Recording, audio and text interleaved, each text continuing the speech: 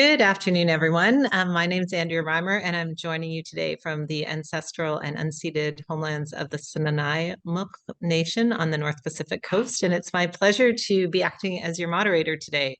We're here today thanks to the Pan-Canadian Voice for Women's Housing, a national project focused on ensuring housing policies across Canada include and prioritize women, children, and gender diverse people.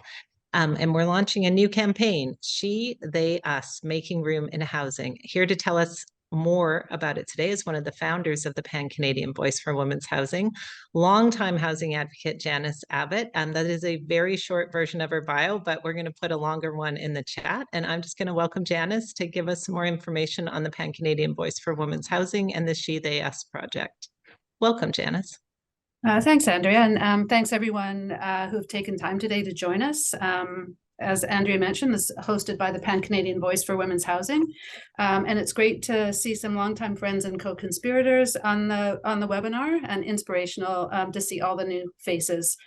Although we're hosting from the unceded and still occupied territories of the Squamish, Tsleil-Waututh, and Musqueam nations, we're joined by participants from as far east as Newfoundland, Northwest Territories, across the prairies, and I think everywhere betwixt and between.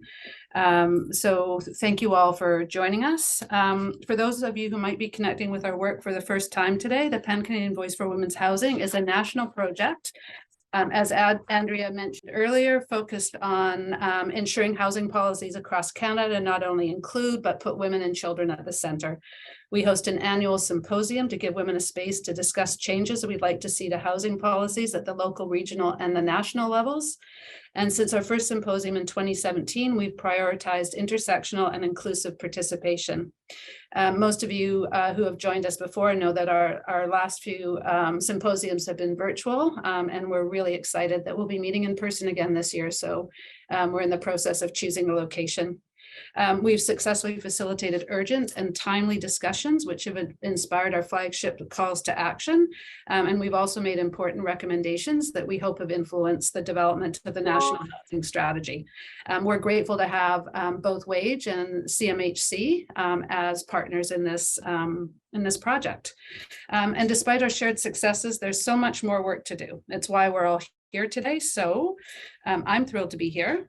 As we embark on this campaign focused on lifting up the voices of women and gender diverse people with lived expertise and connecting us all with decision makers. We only have each other, and together we can make room in housing policy and funding decisions to meet the needs of women and gender diverse people. So thanks for the opportunity, Andrea, and good to go. Awesome. Thank you, Janice. And thank you so much for your vision and support through the Pan-Canadian Voice for this project. As we're going to hear today is the first of 4 webinars we're doing over the next month to kick off the campaign. And we're starting today with a reality check, both on the state of housing in the country and the gender-specific crisis that women, children, and gender diverse people face within it. Spoiler alert, it's not great. So to help us with this reality check, we have 3 experts with us today. Before I tell you a little bit more about them, though, we'd like to know a little bit more about you. So we are going to put a poll in the chat, and you can click on the link or go to menti.com and enter 778529996. That'll be in the chat for you, so you don't have to write it down real quick, and let us know a little bit more about what interests you in joining the webinar today.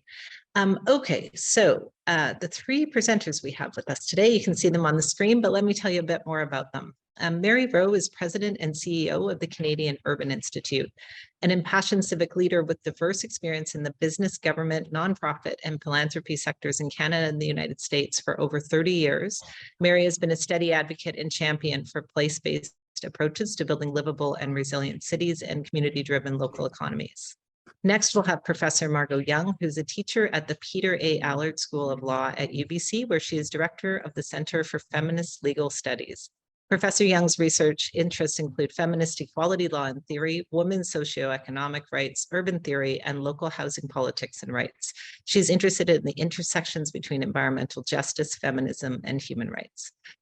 And last but definitely not least, I'd like to introduce you to Maya Rowe, who is an experienced social worker and the past CEO of YWCA Canada and Newcomer Women's Services Toronto. Experienced in affordable housing and public policy, Maya has served on a range of committees and task forces, providing expert counsel to decision makers, pardon me. And she's currently a member of the Government of Canada's National Housing Council. Thank you all so much for taking some time out of your day today to help us kick off this new campaign. So we're going to start with you, Mary. Welcome. I'd love for you to start at the very beginning, which is telling me a bit more about the Canadian Urban Institute and the work that you do. You know, as you get older, your bio then just emphasizes, all we need to say is when we say we've been at it for 30 years, that is just code for, you know, I'm old. But I want to talk a little bit, if I can. First of all, part of the reason that comment is relevant is that I'm always chagrined that we're having a conversation we could have been having 15 years ago, 20 years ago, 25 years ago. And that's where people like me need to have a strong sense that we've failed, because why are we still having this conversation? And what is it that's going to take? What is it going to take for us to actually get at the nub of it and actually address these issues? The Canadian Urban Institute is the national platform for city builders to have conversations with each other around how we say we're in the connective tissue business, about how we actually learn from each other, you know, that adage, fail faster, like that we would be able to have an opportunity to actually try things and then try again. And when I took this position, I was really caught by this, that Canada is a country that's organized vertically, from the government of Canada to the provinces to then municipalities, which are creatures of those provinces. And we don't do, so vertical, we seem to function well. I think lots of people will say maybe not so well anymore, but vertically, that's what we're set up with. Horizontal is much more difficult in this country, and we don't have the jurisdictional kind of platforms of collaboration, which is what CUI is trying to do and has been trying to do for 30 years. But we also have some significant challenges to that. Physical, spatial challenges. We're a vast geography with a small population relatively. And then we have the Rocky Mountains, we have cultural differences, we have linguistic differences, we have historic differences. And so I think as urbanists, we have to always be focusing on place-based policy and figuring out what are the ways that we can make our learnings much more porous. And that's what CUI is in the business of, is basically enabling all of us that are engaged in this great experiment of city building in whatever capacity, as government, industry, community, civic, activists, decision makers, bureaucrats, wherever you are, that we're all part of this extraordinary thing, humanity's greatest achievement, arguably, our cities. Amazing. I love that. And I love the webinars that you've been doing. For those that aren't aware of them, very worth checking out Canadian Urban Institute and signing up for their newsletter. So let's talk about housing. I love that you contextualize the 30-year comment, because I was thinking back to 15 years ago when I was first elected to City Council, which feels like a long time ago in and of itself. We had to work so hard to convince people there was a housing problem. People said all the time, this isn't a city issue. Why are you worried? This isn't an issue, or this isn't a city issue. So now there's very few cities, towns, or local governments of any size that don't have housing as their number one and number two and number three main issue. So how did we get here? Well, first of all, a couple of things to keep in mind for all of us. Canada's the most urbanized country in the world, arguably. Over 80% of the population live in a city, and almost 90% live in a community of 5,000 or more. So this is fundamentally a challenge of congregate living and living in close proximity. That is the reality of it. I would say 15 years ago, you're quite right, we didn't have a narrative that we have now around urban life being the driving force in Canadian society. And the dilemma that poses, and I bet there are going to be people in the chat who are going to push right back and say, but what about rural? What about suburban? Sure, true. There's a housing crisis actually in almost every community in the country. But the economy and the social innovation loop, and my colleagues may weigh in differently on this, largely happens in urban regions. And then it spills and continues to reach out into areas that are not as urbanized. So I think how we got here, and I'm going to defer to my colleagues, particularly Margot, who's a rights specialist and a lawyer. She's going to have a perspective on this, but here's my totally amateur take from the 30-year veteran. In 1948, there was something called the Universal Declaration of Human Rights, to which Canada was an adherent, a signator. And then in 1975, there was something called the International Convention on Economic, Social, and Environmental Rights. We have a long history of signaling, virtue signaling in the country, around the world, that we put a priority on the quality of life and the basic maintenance of basic rights for people that are here. I don't even just say citizens, people who are residents in Canada. We've said that, and we've had that aspiration. But the dilemma, I think, is that we haven't got the jurisdictional setup to really make that true in the way that it needs to be. And my bias is that we need to be decentralizing and putting more resources in the hands of local communities, because the truth of it on this challenge is that what we're in now is that there is no one single solution. Maybe my co-panelists are going to disagree with me, but there's no one single solution. There's no silver bullet. We need about 75 things to happen. My I bet will not on this, because she's just gone through the process across the country. It needs to be a whole bunch of things that need to happen. And the dilemma that we have with that vertical orientation is that there's a tendency in Canada to sit back and kind of wait. Look at how the health discussions took place last week. Everybody's in a health crisis. We're waiting for this provincial federal summit, and the province are waiting for money from the government of Canada. Hazel McCallion, who we just memorialized yesterday would have been her 102nd birthday, the mayor of Mississauga, and she had this fabulous slogan or phrase, which was this: in Canada, the federal government has all the money, the provinces have all the power, and the cities have all the problems. And my view is I would invert that and just say, and the cities have all the solutions. So what we need is a commitment across the country to remove the obstacles and create those enabling conditions for thousands of different kinds of solutions at the grassroots granular level. That's my deep, deep belief. And I know that will put me at odds with people that want to see broad leadership from the government of Canada. I think they're doing their best. But when it really comes down to it, we need to be fostering all sorts of local solutions on a block by block, neighborhood by neighborhood basis, and not do the Canadian thing and sit back and wait for some kind of, may I say, paternalistic solution to come from the top. I just think it's a vain pursuit. And maybe that's part of the dilemma we've been in over the last 3 or 4 decades. I love this picture you paint, Mary, of it. I mean, it's true. We are a very urbanized country, 85 to even 87%. One of the things I learned over the last number of years since leaving local government is that urban actually doesn't have a static definition. So it's even hard to quantify. There is a static definition of rural, interestingly, but not urban. So even just quantifying urbanization can be challenging. But Margot, I'd love to bring you in, partially because Mary was pointing to you on expertise on some of this. Mary's talking about many solutions. I would like to talk about many crises. So we talk about the housing crisis, but I'd love for you to help us understand better how this one crisis affects women and women-led households.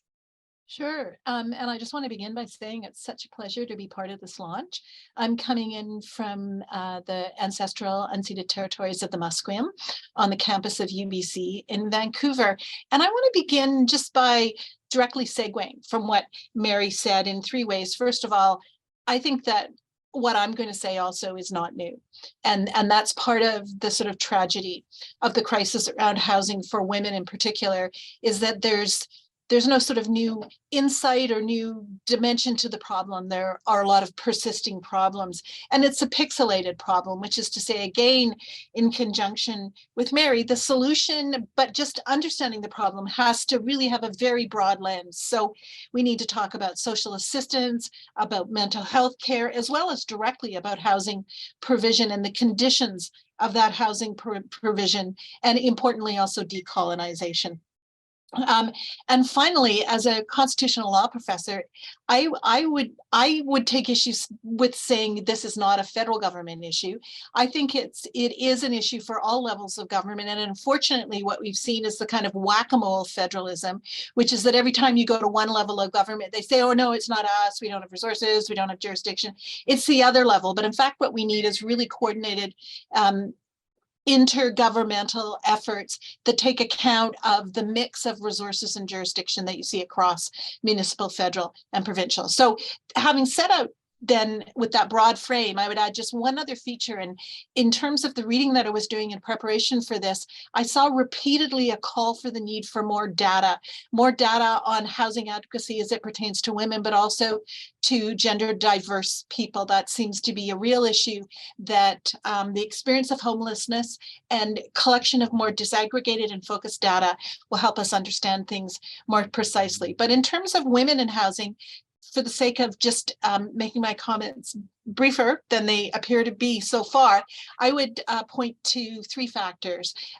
For women's homelessness, a lot of it is hidden. We really don't have good statistics on what actual numbers of girls and women experiencing homelessness are, but we do know it's dramatically underestimated. And part of that is because of the specific gender specific way that women and also gender diverse people experience housing inadequacy. They're just not apparent in services, in mainstream shelters and public spaces, that it's much more hidden in the kind of survival strategies that women deploy when they are in housing crisis, mean that they're a big piece of that sort of underground or underwater iceberg of women's homelessness remains invisible. The second thing I want to make is that there's second point, a profound lack of safe, affordable, adequate, and appropriate housing for women and girls, also for gender diverse peoples in Canada, and that the kinds of needs that women and girls have yet to be specifically taken account of in shaping housing to fit those needs. And finally, I want to say it's no surprise that women disproportionately experience housing inadequacy and are in housing crisism, that the discrimination, and I would add to this, sexism, racism, colonial attitudes, all those sorts of ways in which power gets discriminatorily distributed in our society, hit hard on women and girls in the area of housing. So intimate partner violence, being a mother-led household, childcare responsibilities, disproportionate poverty, inadequate social assistance, difficulty in maintaining affordable housing. These are all features of what it means to be female in our society, and how the most marginalized of women have this marginalization concretely manifested in what their housing options are and what their options are when they don't have housing options. Wow. Well, it is, the question I asked was like, can you paint me a picture? But it's quite, gut-wrenching and profound to think that we don't even really have the data for you to paint me a picture. Like we have the stories and the anecdotes, and I think all of us know people and know people who know people who've gone through some pretty severe housing crisis and trauma because of the broader crisis, but then the specific crisis and how it's impacting gender diverse people, women and women-led households.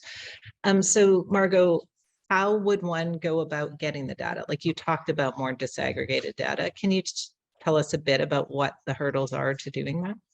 I think, there are a number of hurdles. One is just having the resources and making a commitment to collect data that reflects the kind of diversity that women and girls manifest, understanding where to go, and really trying to deal with the problem of the invisibility of the housing crisis. So, for example, some other countries, Finland, for example, has a figure on the number of homeless women and girls that reflects not merely a kind of day count and actually physically going and counting people, but also an estimate based on the social circumstances that they reason women face in terms of inadequate housing, to come up with a number that's about 3 times the number of actual women in a, one of those daily counts that we do. So it really takes an openness to relying on smart estimations, given the circumstances that,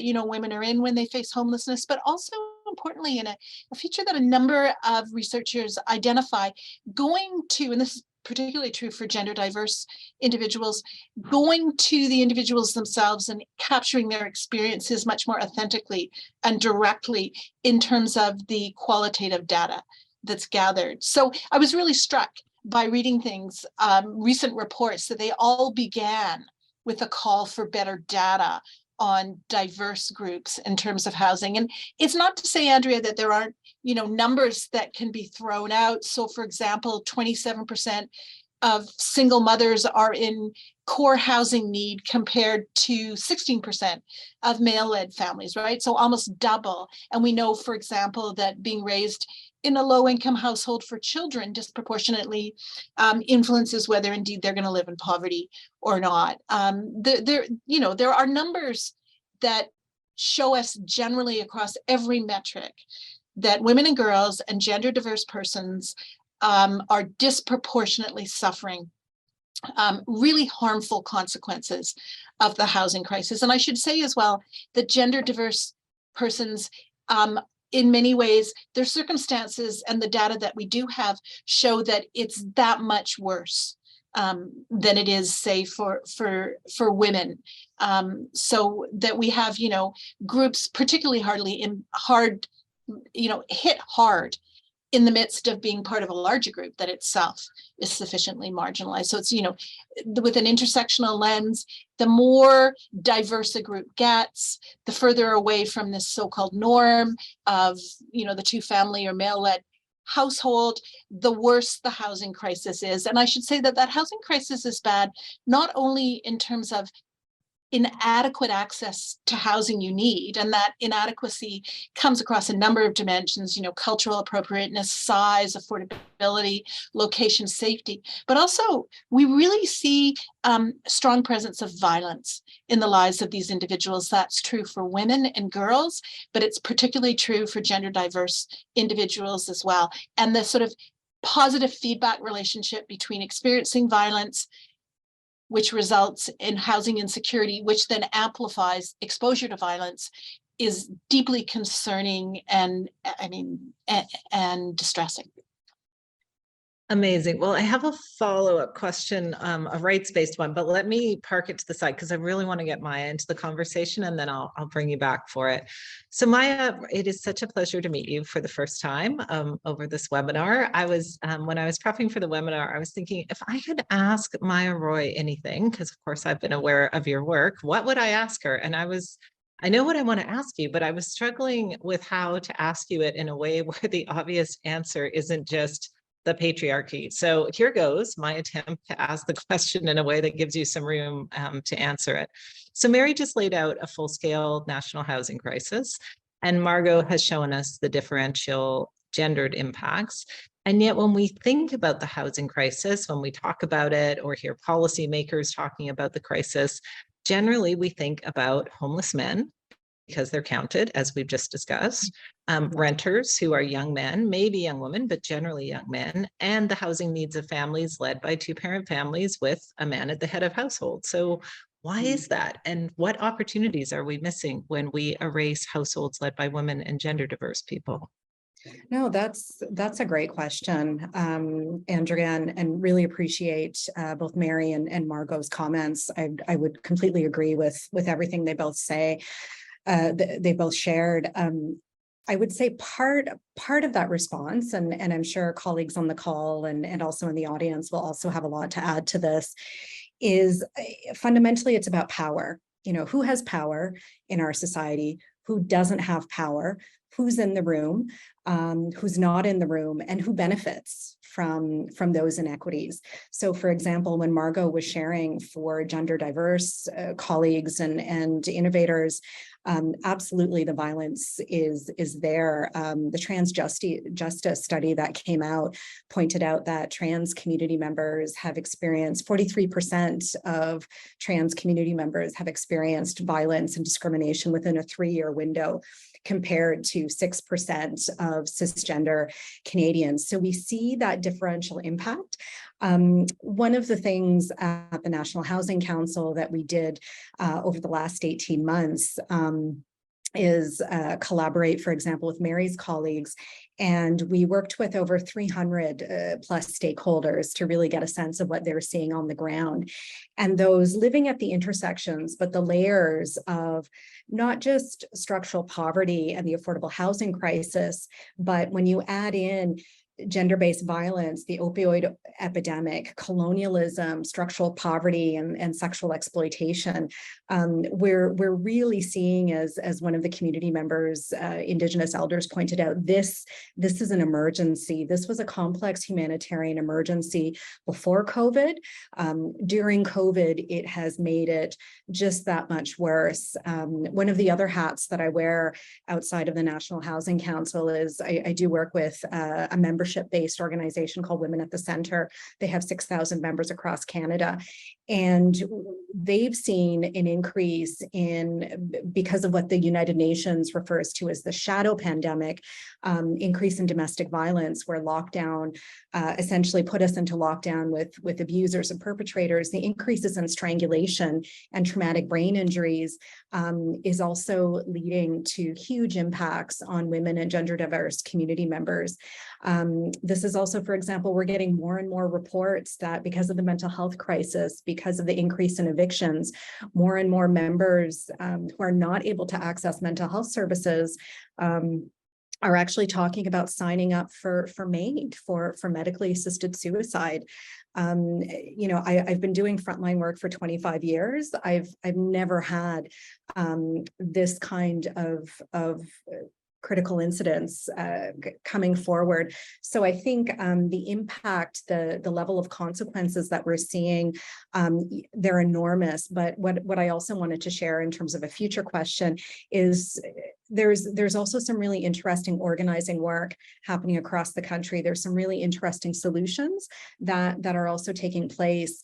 And with respect to, for example, to the question around data, one of the things that we found at the National Housing Council, and again, this is just my personal opinion, I'm not speaking on behalf of the council, is, for example, there's 6 different definitions used by different orders of government around 6 different definitions of affordable housing, when we don't even have the common language, right? When we don't even have the common words around how to talk about affordable housing, that can be a real challenge. So I think, yes, we have to follow the data, but what we were also hearing from stakeholders and community members with lived experience is, yes, there are data gaps. Yes, for example, as gender fluid individuals, we're experiencing reprisal for reporting incidents of discrimination or for trying to organize or share our issues.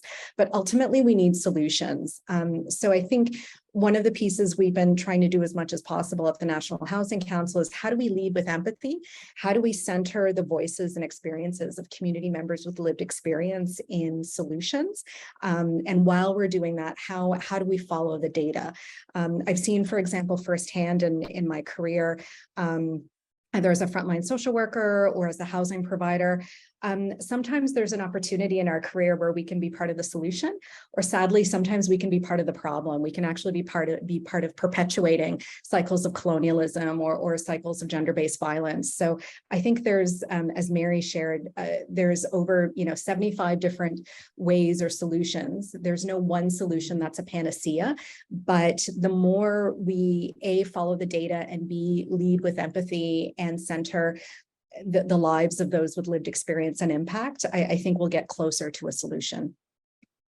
I love that, Maya, and it gives me a chance to plug. I'll explain more at the end, but part of this project, the She, They, Us project with the Pan-Canadian Voice for Women's Housing, is some skills sharing sessions to support people with expertise because of their lived experiences to feel confident about using their voices, to learn more about like the tools, but also help build confidence. Because I know myself, coming as someone who was homeless for a number of years, these are very alien spaces to walk into city halls or standing select committees on finance or whatever they are.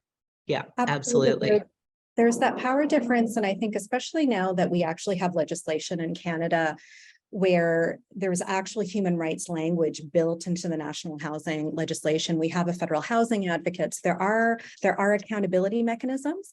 And we're also starting to see, for example, the lawsuit that came down last week where a forced removal of an encampment in Kitchener-Waterloo, the judge actually ruled against the eviction. They pointed out it was against community members' charter rights to have the encampment removed. So I think there are ways. It's just extremely challenging given the level of crisis and just how much community members are being impacted.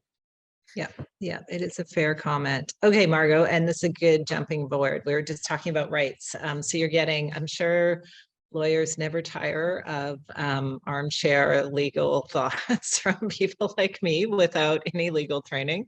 But as we were talking, Mary's comments and then yours and now Maya's, I was thinking about if federal funding and provincial funding for that matter is largely both generated and follows housing counts, right? So we count, 2,371 homeless people in the city of Vancouver.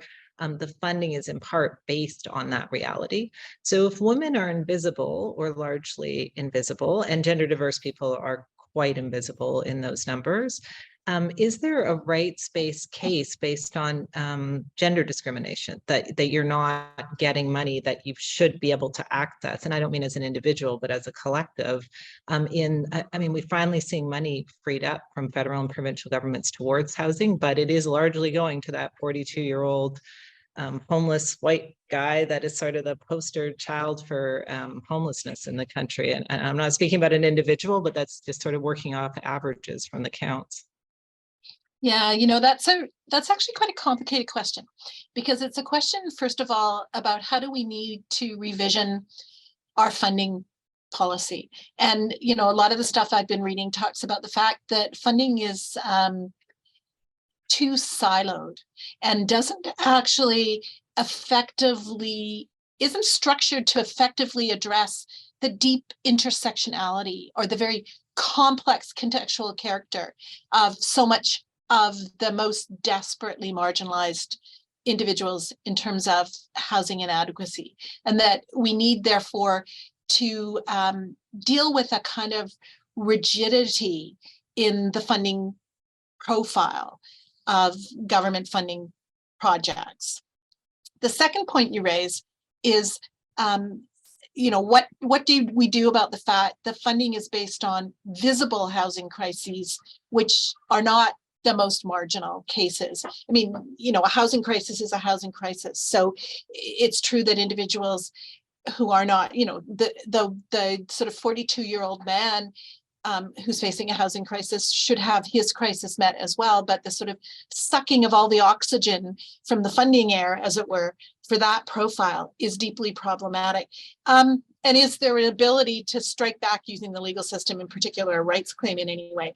I'm really hesitant about relying on rights claims to change systemic structures for a bunch of reasons, but very quickly they're expensive, they take a long time, and they deal with things at an individual, not a systemic level. And in fact, one of the clear messages that comes across from researchers who study gender discrimination in housing and discrimination on diverse gender status, and also discrimination faced by Indigenous individuals in terms of housing access, is that the solution isn't individual, it's systemic. And it needs to be a solution that comes from programmatic and policy changes, not simply individual rights assertion. And that's also true that the most marginal individuals are the ones who are most barred from effectively accessing our legal system. It's a deep irony that rights are most accessible to the almost mainstream, not to those whose experiences are deeply embedded in complex systems of discrimination and inadequate resourcing. So I do think so much of the solution is political, and the data are important, but also having a flexibility to what counts as data that matters and can be relied on. So if we have to include estimates based on social science evidence about the invisibility of women and girls from homelessness counts, let's do it. Let's revise our numbers, and let's accept that numbers that come not just from physical ticking off of individuals you saw on the street one day, but also from broader social science evidence from many jurisdictions about the numbers of women you can't tick off that way. Let's amplify the numbers to reflect that reality that our expertise tells us is a better estimate.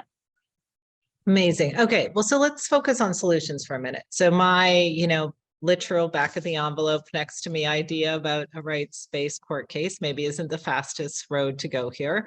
I'd love to hear from you all. I mean, about solutions, but I don't necessarily need you to make them up on the back of an envelope. Like if you've seen things that are working, I know we have some amazing examples here in Vancouver of specific projects. I'd love to hear your thoughts on what those are. Like where have you seen promising practices? Maya, let's start with you and then maybe Mary and then over to Margot.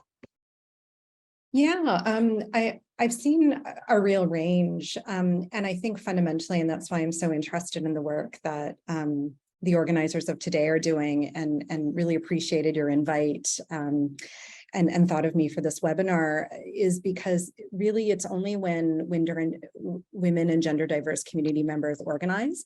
And I would agree with Margot in terms of just personally her comment around individual claims. You know, one of my colleagues, Nicole Nussbaum, you know, she pointed out in a recent meeting that, for example, if an eviction has taken place of a mom or a gender diverse community member, essentially the emergency has already happened.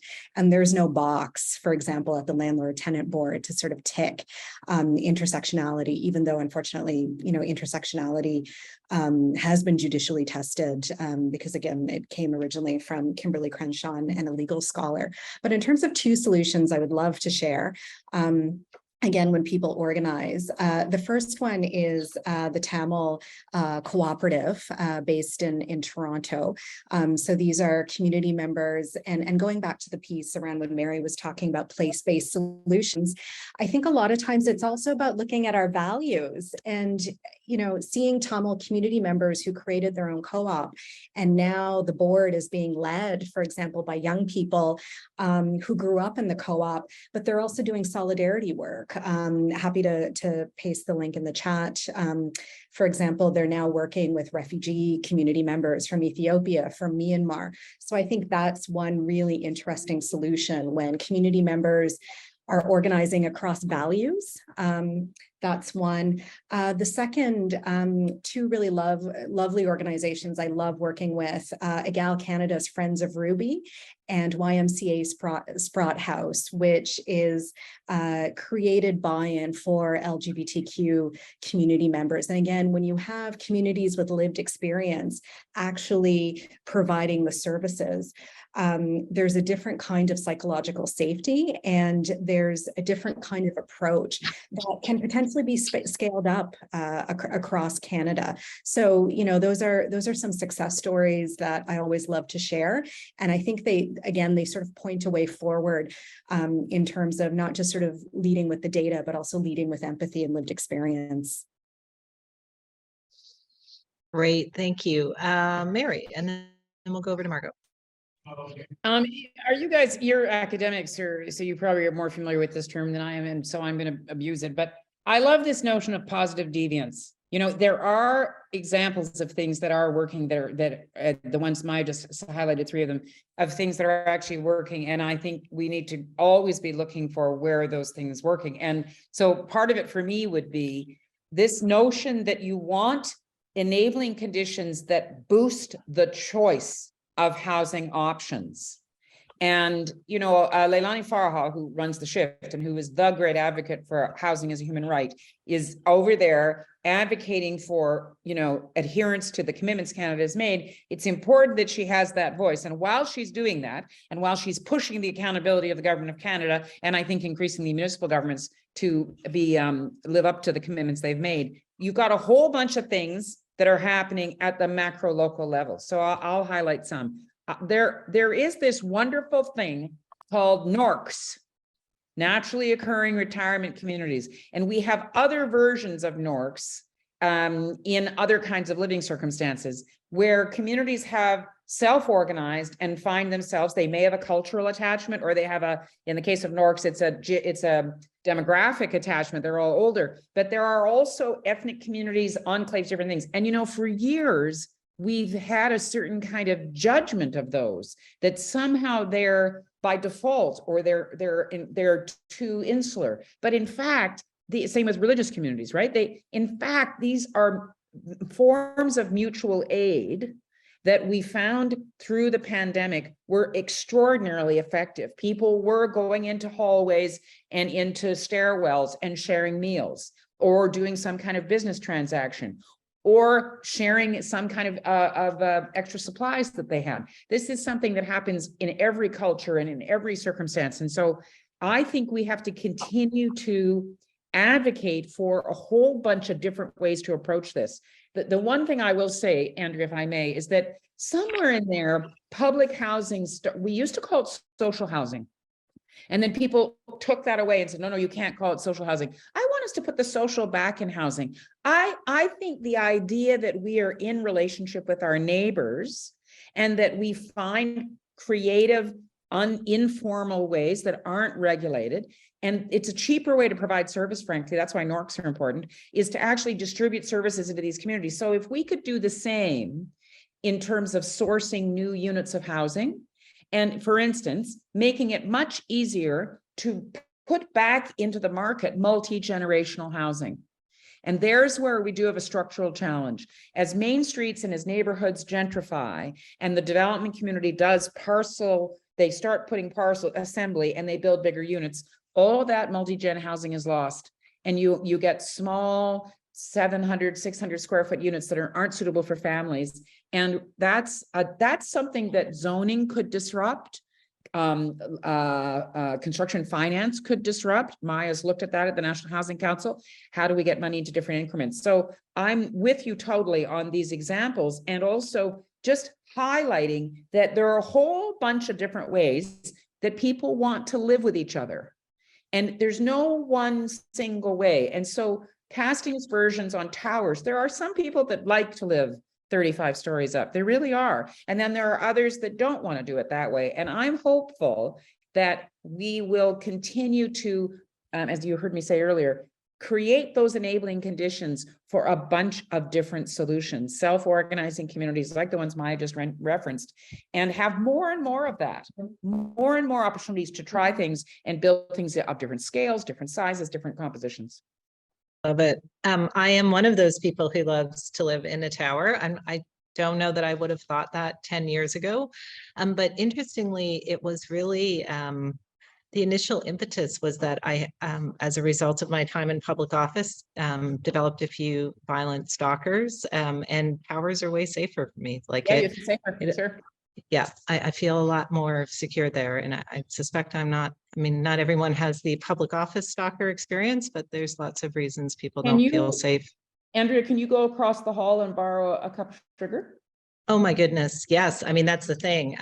Right. During the pandemic, we became a community of 100 some odd units. I probably know easily half the units in there. I'm highly extroverted, so that helps. But even if you weren't, there's social events, there's just a feeling of mutual aid in the buildings that I don't think can be as easily replicated when you have a fence around your yard. Yeah, and you're only one step away then of deciding we're going to have a nurse in that building, or we're going to have some kind of service introduced into that building, right? And then all of a sudden, you've got the basic building blocks of a community, right? Yeah. And again, not to say, I love living on ground level. I still miss my garden, but I enjoy my peace and security a little more. So, we all make trade-offs in housing. Okay, Margot. Oh, well, I'm really enjoying this conversation. And Mary, I want to run with this idea of a nurse in the building, because I do think that understanding housing as being part of a broad system of social welfare is really also key to a lot of different crises in our cities as well. So I think that that's an appropriate provocative addition to the imagery of a collection of housing neighbors. I was going to point to Friends of Ruby as an example of the kinds of shelter services that need to be designed for diverse but unique needs. And I know we're supposed to talk about solutions, but I just want to throw out a bunch of data that shows why for women, say, in particular, we need to think about the notion of safe shelter spaces differently than we do for men. And in particular, to engage with this idea of shelter services being short-term. So on April 18th in 2018, I saw this data snapshot picture. Women in a particular shelter were interviewed. 21% were returning after their short term there to residences where they were being abused. 36% had no idea where they were going after departure. 18% were going to live with family relatives, and 11% were going to just move on to another shelter. So we aren't dealing adequately with the kinds of emergency services that we're providing for gender diverse individuals. Friends of Ruby is one example of that. But for women in particular, there are very unique needs that our shelters have to understand and not simply present this picture of one space is equivalent for everybody. And that's, by the way, the problem with those cases around encampments. The ones out of BC, for example, they didn't really properly take account of how simply looking to numbers of spaces available deals with availability for the diverse communities who are most marginalized and unique in their housing needs. So I would throw one thing out and then I'll turn it back to you, Andrea. We're in a time of climate emergency, and climate crisis and the events it precipitates hit hardest against the populations of those in housing crisis we're talking about today. And so that's another piece of the picture. It's a very densely complex picture with lots of entry points to do effective change, but working on climate change is also one of them. Such an important point, Margot. Thank you for that. So I'm going to try, Donna Reed asked that question around solutions. I really appreciate you all jumping in on it. And just for everyone listening to know that then we have webinars starting this Wednesday, next week, the 22nd, on March 1st, and then ending on International Women's Day, March 8th, all at 12 p.m. Pacific or 3 p.m. Eastern. And that each of the next three will be really more focused on solutions. Today was really a reality check and trying to make sure we had a good grounding in it. Joni did have a question around data. Joni, I'm going to follow up as part of the output from this webinar. We'll have the video and a transcript, and then we'll also have some resources for you. I will absolutely include some information in there on data and where a lot of the sort of funding pipeline, how it's depending on these homeless count data. So I'm going to bring in Janice Abbott, who we heard from earlier, one of the founders of Pan-Canadian Voice for Women's Housing.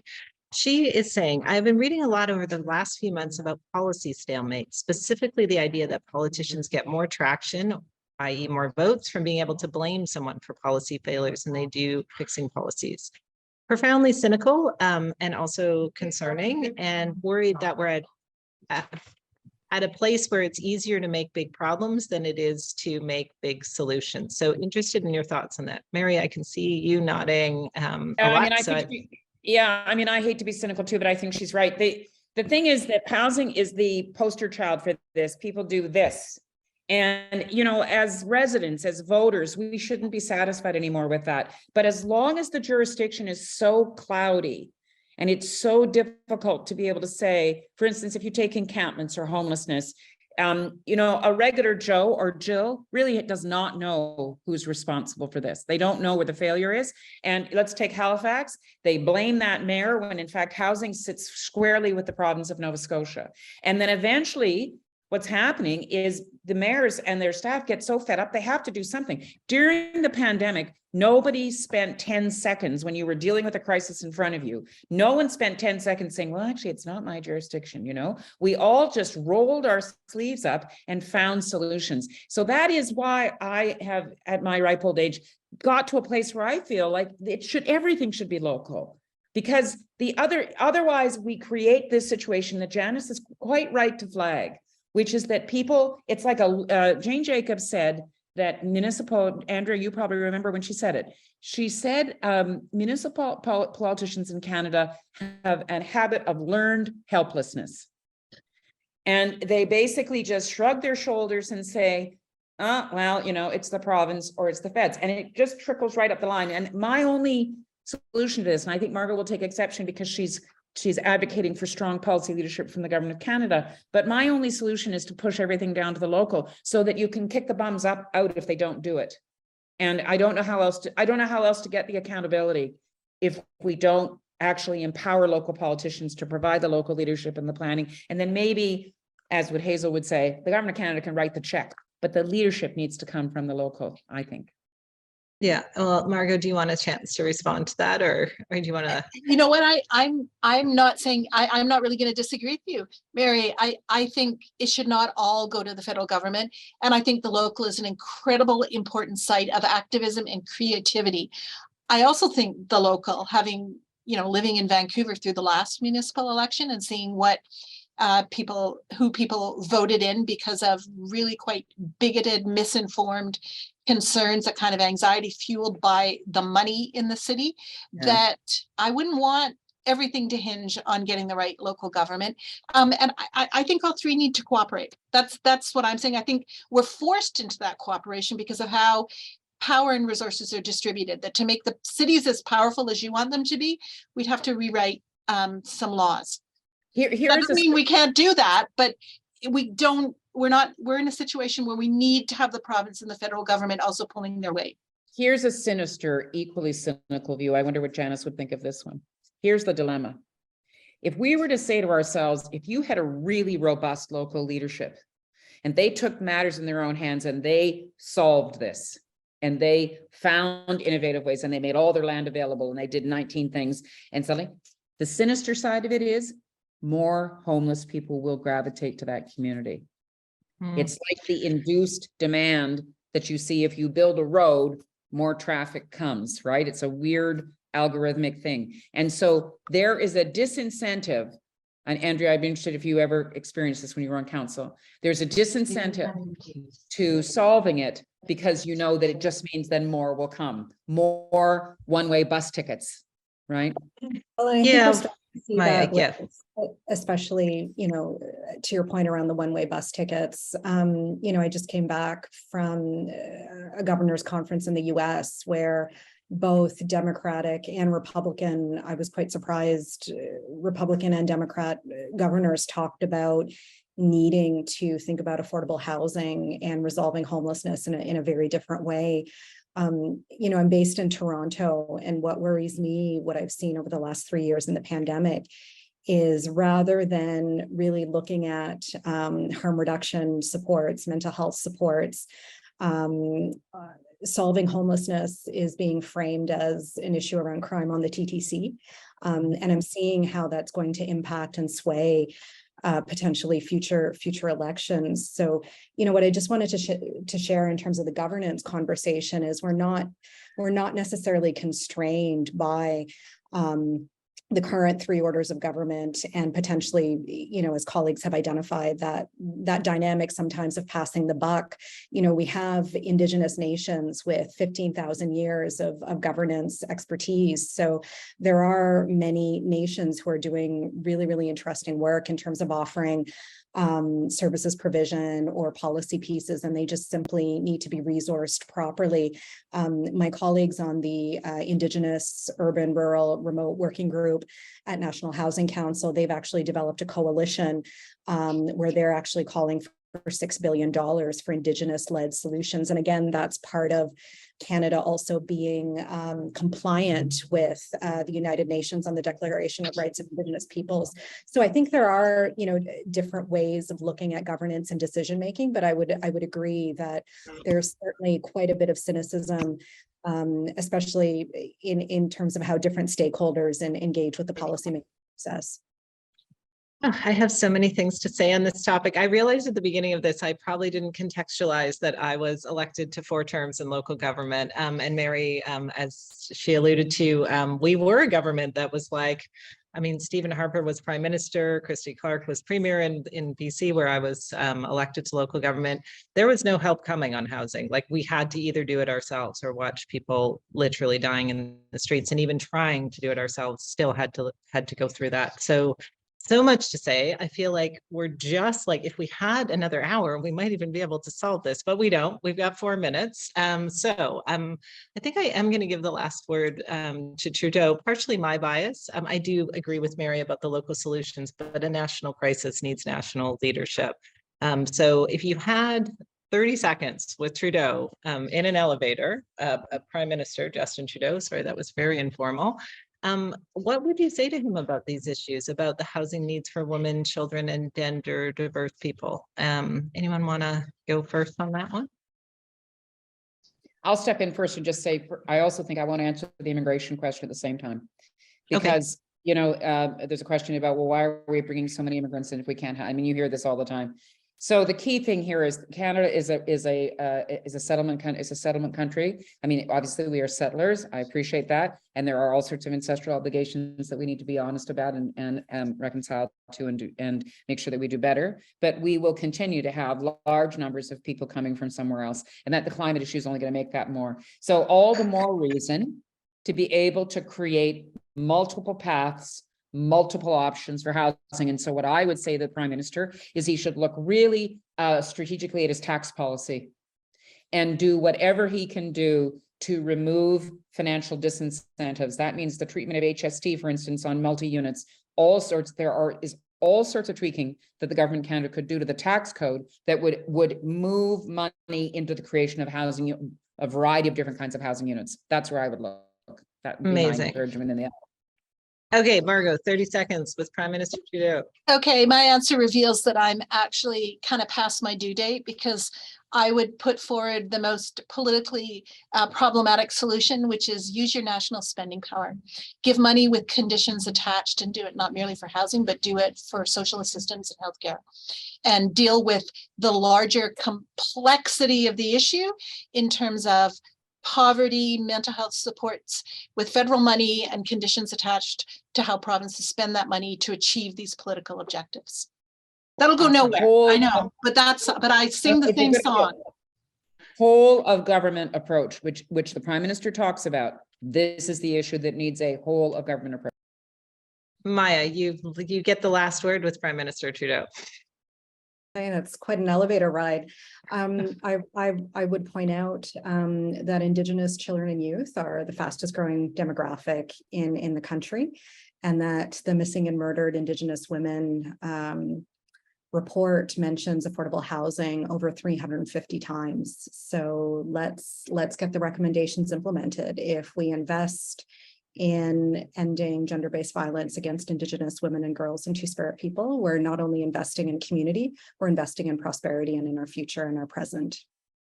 And then I would pop into the elevator when it stopped at the next floor and say, and by the way, you've committed yourself to doing that, Justin, already. Amazing. Okay. Well, so the last question is to everyone listening today. Anne who's been running our tech, she's going to pop a question in the chat via Menti, and it is the question of how can we help you to raise your voice for women's housing, or to help you support the women and gender diverse people in your life to raise their voice. Mary, Margot, Maya, I cannot thank you enough. This has been a very nourishing hour for me in my day, just having this conversation, and I'm imagining this conversation spreading out across the country. And finding ways to connect all the people already having it. I'm just so grateful for you here to kick us off. Ange has been furiously typing things into the chat about upcoming webinars every Wednesday for the next 3 weeks, including Women's Day. Please join us, 12 o'clock Pacific, 3 o'clock Eastern. And if you know women who'd like to build their skills and raise their voices, reach out. We'd love to connect you. Thank you very much, everyone. Have a great day. Thank you to the organizers. Thanks, Andrea. Great to see you. Nice to see you guys. Bye. Bye.